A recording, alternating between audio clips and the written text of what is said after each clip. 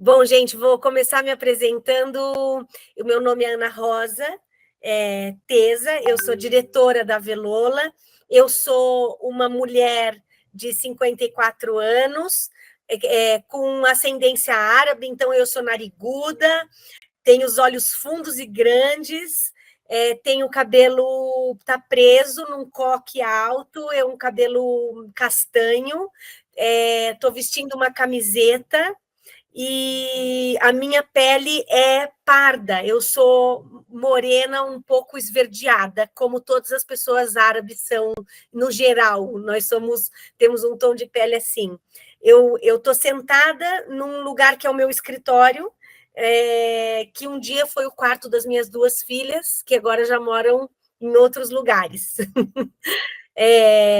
E eu queria dar as boas-vindas a todas essas mulheres incríveis que estão conosco, agradecer o Carlos e toda a produção da Velola por esse trabalho muito eficiente, muito amoroso que foi feito para que o nosso primeiro festival de curta-metragens fosse adiante, fossem feitos. Então, muito obrigada por vocês estarem aqui. Eu fico feliz demais de ver fazedoras mulheres, principalmente fazedoras mulheres de cinema nesse nosso encontro. Pido de todas ustedes las que quieran empezar a contar un poco el proceso de su trabajo. Ordem alfabética? Que sea. Cristal, fuiste tú. Pode ser. Oi, gente, boa noite. Prazer, eu sou a Cristal, uma mulher branca, de cabelos curtos, olhos castanhos, visto uma roupa um tanto colorida, entre preto, verde, laranja e branco, numa sala de paredes roxas.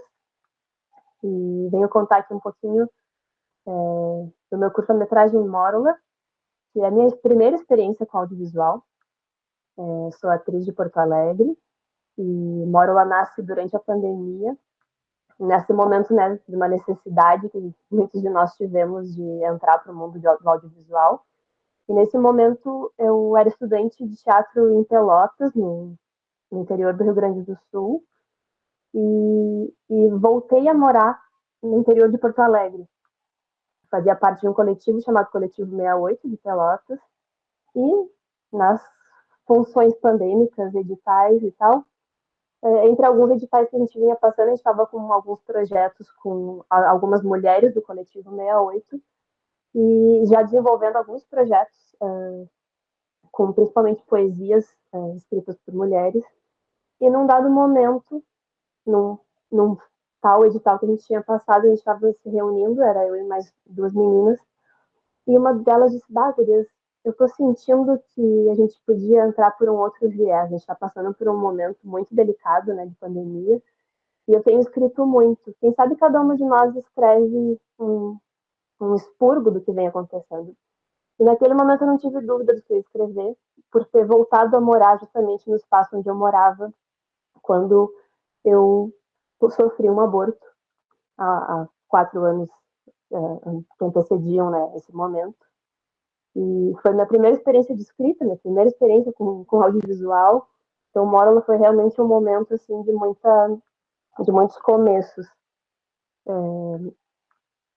Uma escrita que aconteceu de uma forma que me surpreendeu um tanto rápida, por eu não ter a prática, mas então o Mórula nasce, na verdade, de um experimento audiovisual, né, com mais algumas amigas, companheiras do Coletivo 68, e muito interligada com a relação com o espaço onde eu vivia, que foi o espaço onde eu morei quando vivi a experiência de aborto, né, que eu relato no Mórula.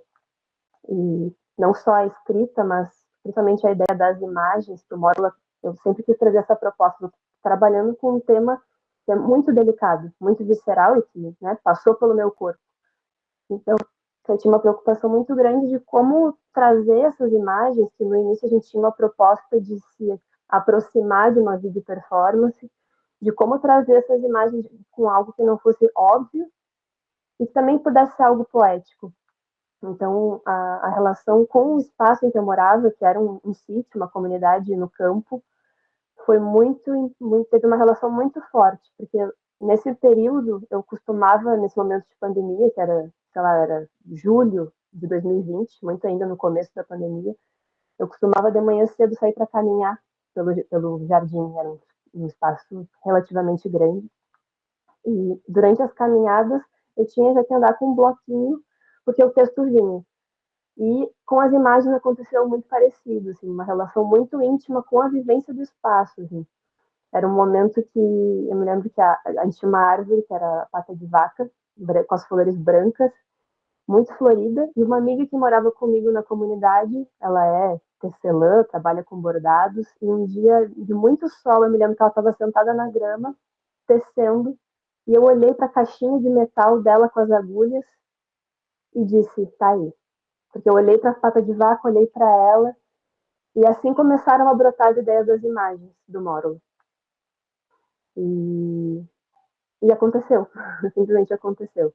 Em algumas semanas as ideias se juntaram, nasceu esse experimento audiovisual, e confesso que com uma certa insegurança por ser a primeira vez, e quando eu vi o resultado, eu disse, eu quero aprimorar isso. Então depois nasce o Módulo, depois vem, né, um próximo edital durante a pandemia, e então daí sim, né, com equipamentos, com uma equipe um pouco maior, resolvi afinar aquilo que já tinha nascido de uma forma que para mim foi muito importante, porque tratou de um tema que talvez eu não tivesse coragem de trazer para fora, mas que naquele momento tinha muito sentido de trazer, porque era uma história que eu já vinha tentando escrever, né, por muitas questões, um tema muito importante da gente estar debatendo, né, a questão do aborto, a questão da violência obstétrica, e inclusive quando eu passei por tudo isso, eu tentei entrar na justiça e não consegui, porque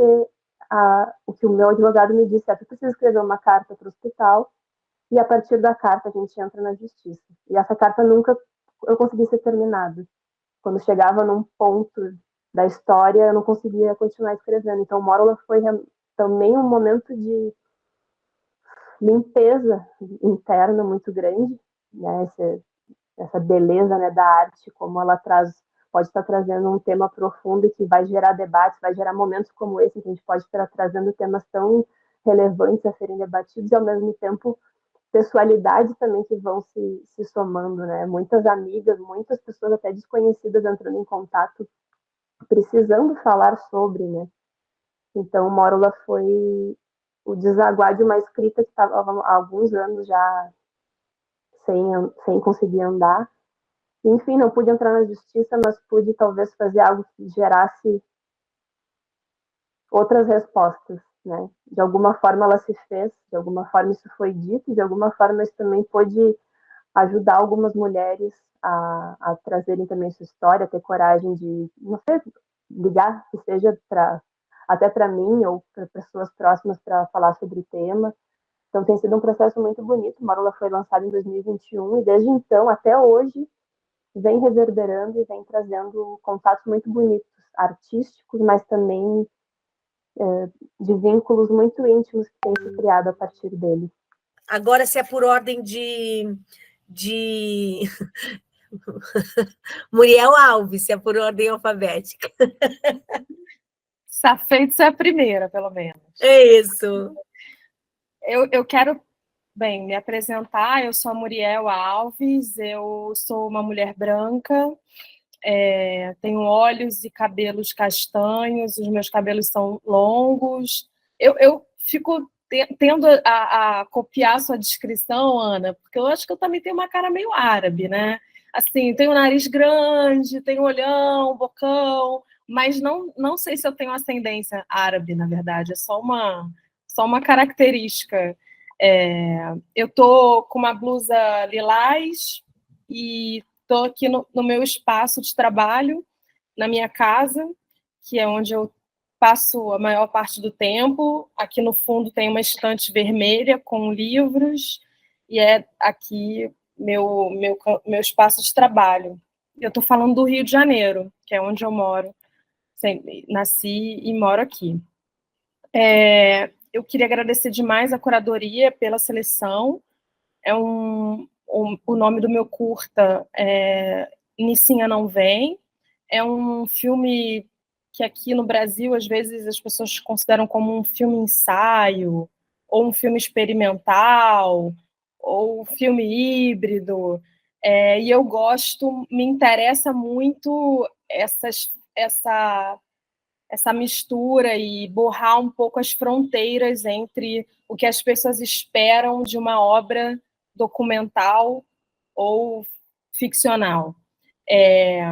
Eu trabalho há muitos anos com documentário, eu sou formada em jornalismo, mas eu nunca exerci a profissão. Eu já fui trabalhar com televisão e programas de TV e rapidamente fui absorvida para trabalhar com documentários. E eu tive a sorte de sempre ter mulheres ao meu redor, tanto na minha família, que é uma família, minha mãe, minha avó, minhas tias, referências muito fortes e importantes, minha mãe solo, então é uma família de muitas mulheres que me acolheu bastante nesse processo, e também no mercado de trabalho. Como eu comecei trabalhando com produção, e produção é um lugar que naturalmente tem muita mulher. Isso não é um sinal muito positivo, né? Porque a produção é uma área menos, digamos assim, ela é muito estratégica, mas ela é menos valorizada. Ela é uma área muito técnica.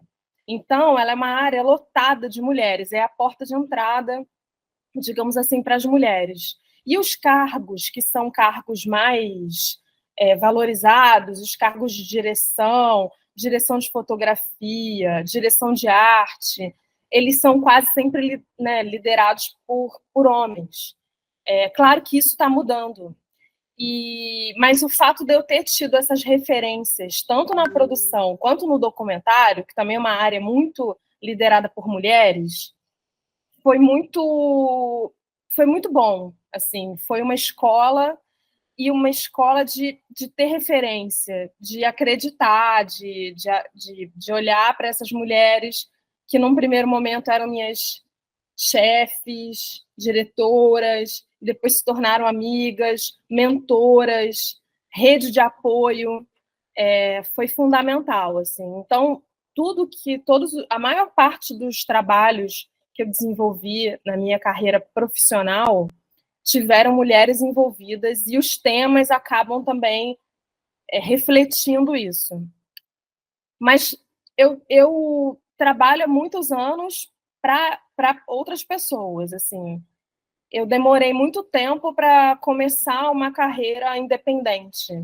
Antes do Nicinha Não Vem, eu dirigi um outro curta-metragem documental também, chamado Nomes que Importam, que é sobre a escolha de travestis e transexuais do nome delas. Por que elas se chamam esse nome? E aí elas contam rapidamente.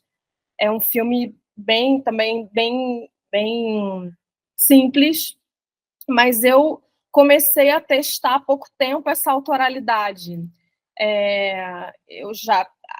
A ideia de trabalhar para os outros é muito boa, eu acredito nos processos colaborativos, mas eu tinha muita dificuldade de me colocar como protagonista, como realizadora, sempre achando que as ideias eram muito... Não eram tão fortes, não valiam filme. E daí, acho que eu consegui um pouco burlar isso, pensando em fazer filmes sem nenhuma pretensão. Então, eu comecei a ir para esse lado da experimentação, de reutilizar materiais de arquivo. O meu curto anterior é todo feito com material de pesquisa de um projeto que não aconteceu, que seria descartado. Eu fui lá, peguei essas partes e fiz um curta, que rodou festival e que teve um caminho muito feliz.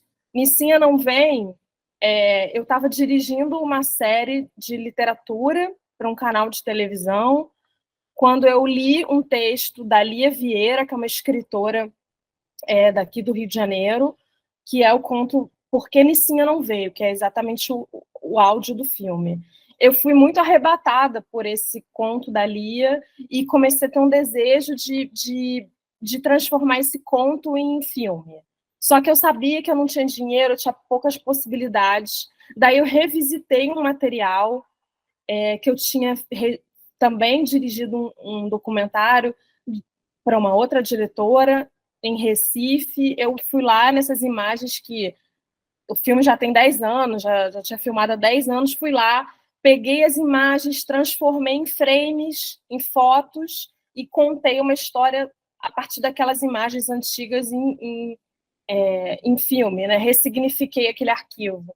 Então, acho que esse processo assim que eu fui construindo de não dar, sabe, de ressignificar materiais, de ir por um caminho da experimentação, sem muitas pretensões, está me ajudando a exercitar essa autoralidade, que é uma coisa ainda que para mim é um pouco difícil, assim, né, de me ver como diretora, de me ver como autora, de acreditar numa ideia. Eu acho que isso, enfim, é um processo que eu estou construindo, e por isso que é tão importante ter os filmes acolhidos. Mais uma vez, agradeço a curadoria.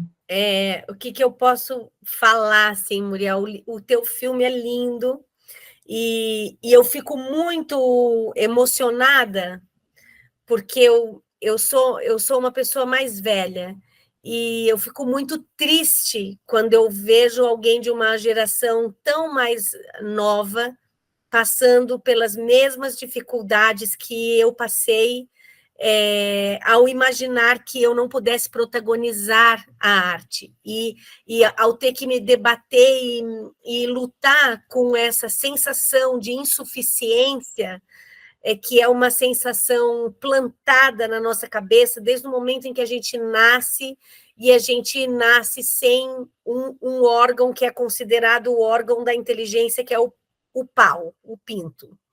Então, é o órgão da inteligência, é o órgão do poder, é o órgão da possibilidade na cabeça dessa estrutura patriarcal, desse mundo patriarcal que a gente ainda vive de uma maneira tão dura. Então, eu fico muito emocionada de ouvir, e emocionada e entristecida de ouvir uma menina jovem, uma mulher jovem, com a tua capacidade, porque o teu filme fala por você, tendo que dar um jeito de se convencer, de usar os restos, né? Veja como isso é potente do ponto de vista da compreensão, da compreensão e da necessidade do uso da pequena oportunidade, né? E isso é uma coisa das mulheres. A gente tem falado muito sobre isso. A Velola é um espaço de mulheres, é um espaço onde todos os papéis de liderança são desenvolvidos por mulheres. Eu acho que isso é importante falar, já que você tocou nesse assunto. E a gente tem falado dessa nossa capacidade de congregação, de oportunizar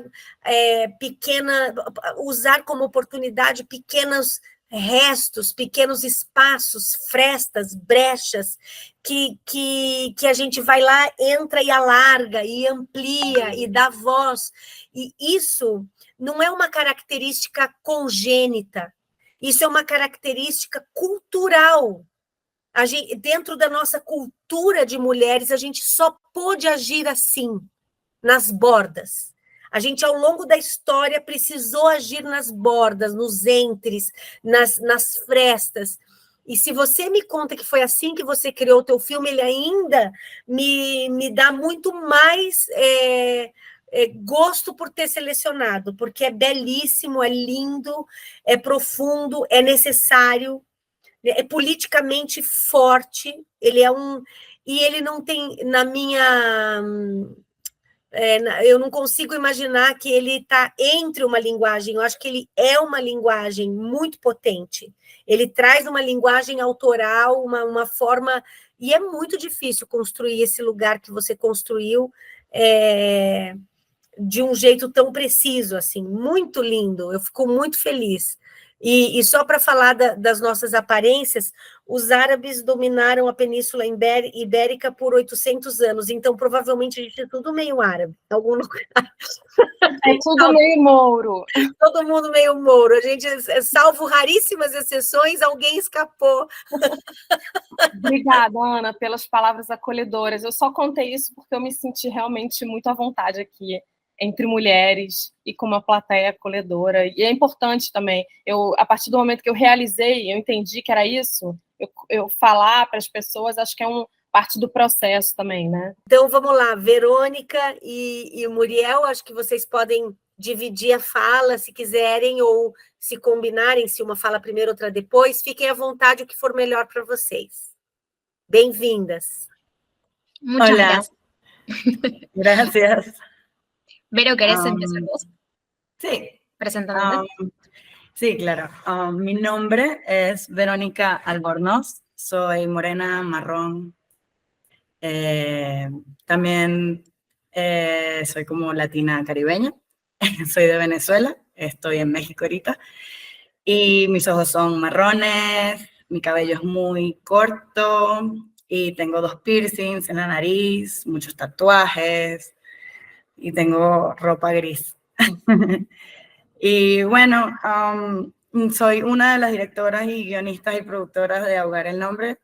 Ahorita no pudo presentarse Flor, que es la tercera integrante de este equipo.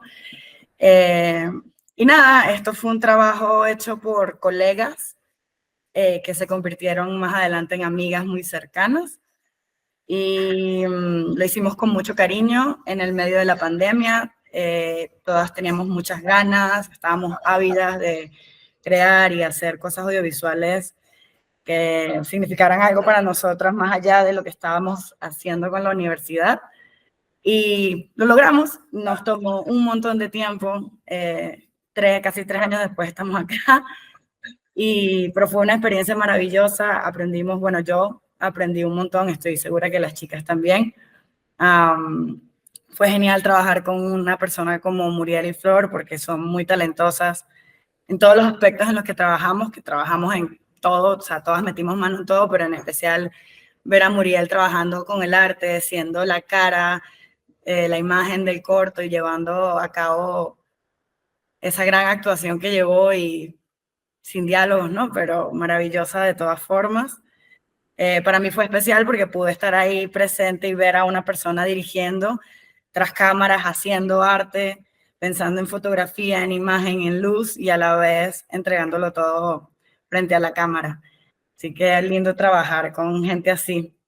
También Flor, muy buena en la cámara. Yo estaba haciendo de todo, pero mis amigas definitivamente creo que logramos algo de lo que nos sentimos orgullosas y es raro y es especial y es único, creo.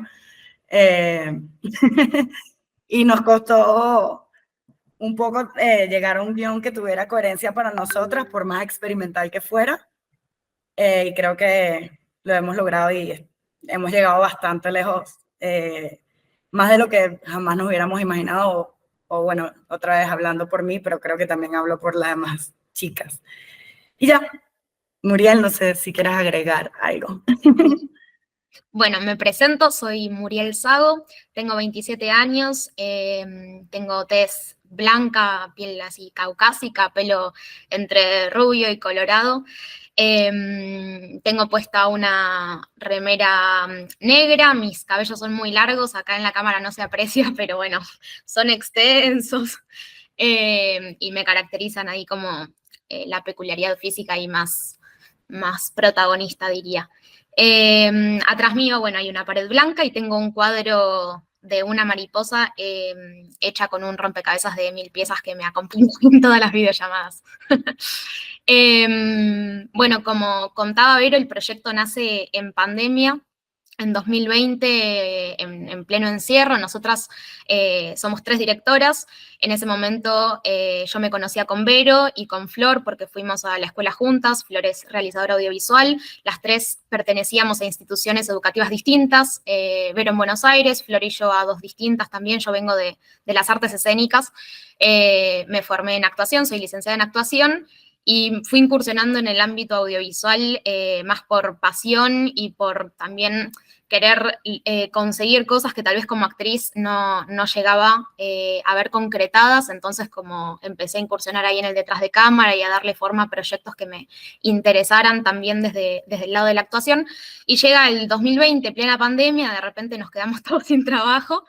Y con Vero salió la idea de hacer un proyecto, fuera cual fuera, nos motivaba mucho las ganas de llevar adelante y concretar algo que en ese momento nos rescatara un poco del autismo social en el que estábamos. Y con Flor, bueno, hacía mucho que veníamos también investigando en el ámbito audiovisual y también veníamos de llevar juntas, de integrar un proyecto de investigación y extensión universitaria en la Universidad Nacional de La Plata sobre discapacidad visual y la percepción del cuerpo en relación al espacio, la orientación.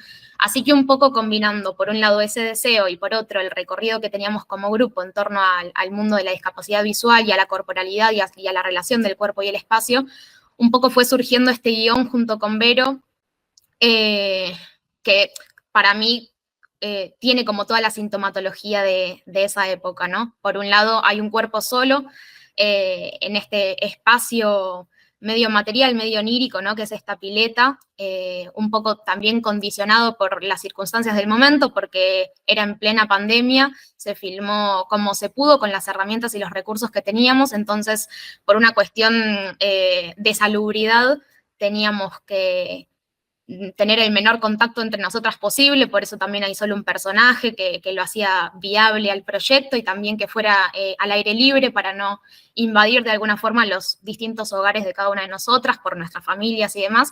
Así que es un proyecto que estuvo muy condicionado por el contexto de producción. Y sí teníamos ganas de hacer algo de corte fantástico. Todas venimos como también en nuestras propias búsquedas ahí más individuales, incursionando un poco por la fantasía o lenguajes un poco más extracotidianos en sus construcciones y bueno, como que hay una sensación también de que siempre que uno quiere abordar algo fantástico, ¿no? Hay una pregunta que yo siempre me hago en torno a la fantasía latinoamericana y en dónde queda, ¿no? Que a veces tal vez por la falta de recursos y demás termina en un lugar que es medio experimental, porque ante las limitaciones del contexto aparece la creatividad y aparecen formas nuevas de contar y recursos diferenciales, ¿no? Entonces un poco el guión fue tomando esta forma.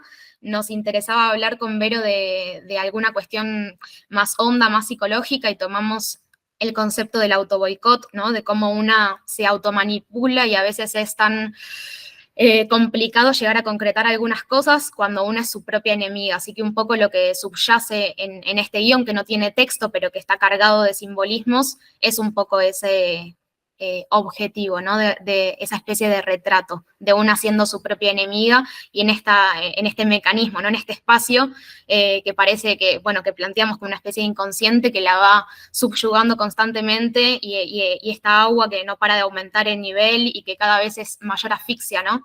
Por eso un poco también el nombre, ahogar el nombre, como una especie como de autosabotaje, ¿no? En este planteo. Bueno, un poco por ahí, a grandes rasgos. Sí, como la idea de encontrarse a sí misma dentro de una lucha, el tema del agua es importante porque para nosotras representaba, el agua tiene muchos simbolismos, además de la feminidad, que bueno, son 3 mujeres dirigiendo, está este tema del subconsciente de que estaba hablando Muriel, y creo que la imagen que se me venía a la cabeza cuando pensaba en el corto era una cabeza. Todo esto que estamos viendo, la pileta, es su mente, ¿no? Y creo que pensando en eso, nos dimos la libertad de utilizar toda la escenografía que pudiéramos, porque es así, o sea, que pudiéramos utilizar y que tuviéramos a la mano, porque justamente la mente puede ir a donde tú quieras y no la vas a juzgar, no tiene que tener necesariamente demasiado sentido, pero creo que ahí está también el tema más fantasioso, pero arraigado con el tema psicológico que teníamos planteado desde el inicio. Y también el enorme desafío de hacer un trabajo así como una creación colectiva que no es tan normal, ¿no? Sobre todo en proyectos de escala a nivel cortometraje que lo dirijan 3 personas juntas, pero había algo del objetivo del grupo que no tenía que ver como con una autoría específica, sino como con una aventura grupal, ¿no? Y bueno, esto que contaba Vero de que el viaje se hace largo, ¿no? Como llegar a concretar un proyecto y todas las dificultades que implica, y encontrar que hay un montón de espacios que expulsan un poco la idea de lo colectivo, que también me interesaba traerlo a colación. porque en muchas inscripciones de repente solo puede haber un director, ¿no? Como si hubiese algo de la lógica del mercado audiovisual y artístico en general, que subraya mucho la idea del individuo o de la autoría puesta en una persona y no como si pudiese ser el resultado de un proceso colectivo, que caracterizó mucho este proyecto. También, bueno, obviamente todas las cabezas de equipo éramos mujeres, nuestra diseñadora de sonido también, así que fue una aventura hermosa que, bueno, nos ha traído hoy aquí a compartir pantalla con toda esta gente maravillosa. Mira, chicas, es increíble. Me encanta escucharlas porque es muy divertido que uno vea la película. Eso es una parte muy buena yo creo que la decisión de tener estas charlas, estos conversatorios, son porque es maravilloso escuchar cuando lo que uno dice después de haber visto la película, lo que ustedes dicen sobre cómo el proyecto se ha dado, uno de hecho uno lo ve. De hecho, uno lo ha visto. Y por supuesto que yo no podría poner las palabras tan asertivas, pero sí lo sentía seguro. Hay una coherencia en estética en la obra que hace con que uno pueda de verdad crear su historia. Pero sí seguro que desde un primer momento uno se da cuenta que todo está dentro de la cabeza de la chica y no que lo que está pasando ahí está pasando de hecho. Y eso lo hacen de una manera linda. Queria decir rato, queria contar para o pessoal que está ouvindo. Eu queria traduzir em grosso de uma maneira rápida, porque eu acho que é importante. Nos nossos espetáculos, sempre a gente mistura o português com o espanhol. A gente tem personagens que falam só espanhol e personagens que falam só português, e eles se comunicam. Eu acredito nisso. Acredito que a América Latina consegue se comunicar. Mas como a gente falou tecnicamente de algumas coisas, e as meninas descreveram coisas assim que eu acho importante, por exemplo, a palavra que ela diz, pileta, é piscina. Isso. Então, a escolha pela piscina tem a ver com o fato delas estarem num momento de pandemia, o espaço ao ar livre foi um espaço escolhido também para se proteger do ponto de vista da saúde, das famílias, que elas fizeram escolhas ligadas a essa fantasia, a esse universo fantasioso que o filme traz, e que elas relacionam isso de alguma maneira a essa impossibilidade latino-americana de recursos e que isso acaba sendo limitador do ponto de vista da produção, mas, por outro lado, é libertador do ponto de vista da imaginação. E que é uma obra dirigida por 3 mulheres, o que, veja que absurdo, e agora um comentário meu, um parêntese meu, isso de alguma maneira dificulta a distribuição da obra, porque o cinema procura essa coisa buscada ao nome de um artista que esteja dando sua visão, o seu ponto de vista único e indefectível para o mundo. Então, quando elas apresentam um curta que foi feito por 3 mulheres, em alguma medida isso complica as inscrições nos festivais e na distribuição do filme. Foi um pouco isso que eu entendi. E eu estava conversando com elas, falando o quão profundo o filme é e quão feminino ele e o quão as imagens, a estética construída, ainda que não tenha nenhuma palavra, as imagens têm uma coerência e uma coesão tão grande com a ideia principal que a gente consegue, a partir dessa estética coesa, construir uma narrativa interna. Certamente, cada um construir a sua, mas a gente não se sente em nenhum momento abandonado pela narrativa, no sentido de dizer, o que não está dito e elas fizeram qualquer coisa. Não, ao contrário, não está dito e elas construíram um universo que tem coerência interna, e por isso a narrativa é tão precisa. E, por último, eu disse, e gostaria de traduzir aqui, que uma obra, elas colocam a obra como uma obra do universo do cinema experimental, e eu faço uma ressalva dizendo que toda obra de arte, ela é experimental, senão ela só é um simulacro, uma repetição daquilo que já vem sendo feito.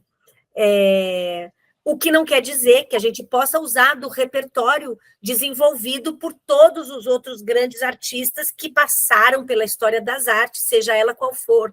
Então, não estou negando o uso de repertório, estou dizendo que mesmo que você esteja usando um repertório já utilizado no cinema, no teatro, na pintura, ela, ao ser reutilizada por você, de alguma maneira está passando por uma experimentação diversa, né, que não foi daquela pessoa, que não é uma repetição, é uma utilização de repertório adquirido pela humanidade. Então, um pouco foi isso que a gente conversou.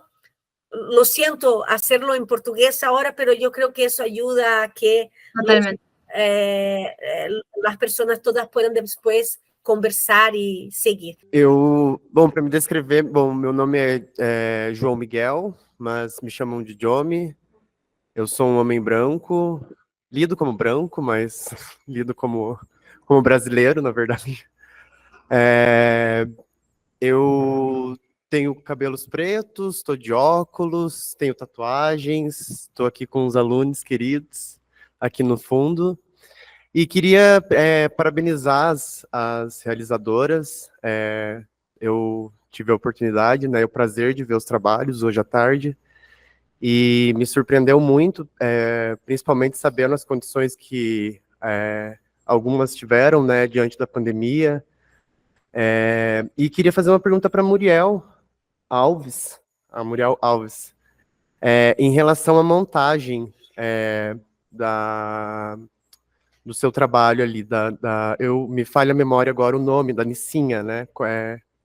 Alguém pode só me cobrar? Nissinha não vem. Nissinha não vem, exato. Porque me fez pensar muito sobre os trabalhos, você relatou ali, falou sobre sobre referências ao cinema documental, e me lembrou os filmes do Godard, enfim, Je vous salue, Saravejo, que é basicamente sobre fotografia, e eu acho que até eu não sei se é uma tendência, né, porque hoje é tão difícil falar em tendência, mas desde da minha trajetória do cinema, eu tenho visto muito, assim, uma parte do documentário indo para esse olhar para materiais de arquivo, o próprio uso, né, do conceito da colagem mesmo, né, desse reaproveitamento e apropriação. E aí queria entender isso, assim, porque me jogou muito ali para o cinema do Godard, enfim, se é uma referência, se não é, e parabenizar, porque realmente, assim, são 5 minutos ali que a gente se prende na história, nas imagens, assim, são belas imagens. E é isso, obrigado a todos. Obrigada pela pergunta e pelo super elogio relacionar com Godard. Eu vou ser super rápida na resposta, porque eu sei que a gente está com pouco tempo. Na verdade, a inspiração foi o Salou Cubanos, da Vardar, onde ela trabalha as fotografias em Cuba, que eu também tenho uma relação, estudei na Escola de Cinema de Cuba, meu curso de realização de documentário lá, e a ideia foi um pouco, já estava com essa referência há um tempo comigo, queria trabalhar as fotografias, então eu fui num material de arquivo, eu fui num material bruto de um filme documentário que eu tinha co-dirigido para uma diretora, a Suzana Lira, chamado Porque Temos Esperança. Eu filmei num presídio feminino, em vários presídios de Recife, e o presídio feminino me chamou muito a atenção, foram imagens que me acompanham até hoje. E quando eu quis filmar esse texto da Lia, e eu sabia que eu não ia ter grana para fazer uma ficção, eu voltei nesse material bruto e transformei o material bruto em fotografias. Muitas pessoas não acreditam, acham que eu fotografei depois de ler o texto, e não é verdade. Eu fui lá, horas e horas de material bruto, selecionando frames, transformando em fotografias em preto e branco, para chegar na referência da Vardar e juntar as duas coisas e transformar imagem e texto numa estética enfim, que eu queria chegar nisso de bem perto do arquivo e bem perto dessa experimentação. Aliás, Ana, foi tão lindo ouvir você falar que tudo é experimentação. Foi bem... Obrigada. Foi.